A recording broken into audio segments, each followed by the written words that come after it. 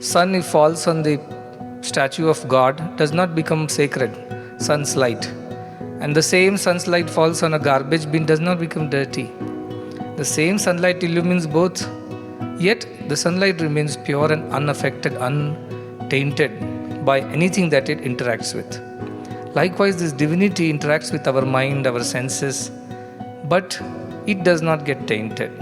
Our thoughts may get tainted, our feelings may get tainted, but this ability with which we think, the ability with which we feel, the ability with which we work, that does not get tainted.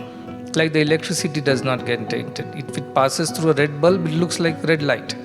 If it passes through a blue bulb, it will look like blue light. But electricity has not become blue or red by virtue of passing through a particular bulb of a particular wattage or color. So this Purnamada Purnamidam idea is that divinity does not become less or more because the bulb's wattage is less or more, electricity does not become less or more. Because the vessel or this room size is less or more, space has not been reduced or increased. Space has remained the same space. So it's modification that we see in this world.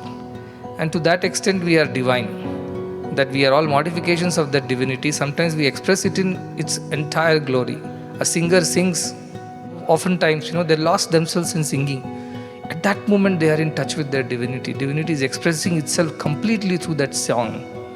Sometimes a dancer is lost in dancing, not even aware of what's going on around. At that moment you have become one with your divine self.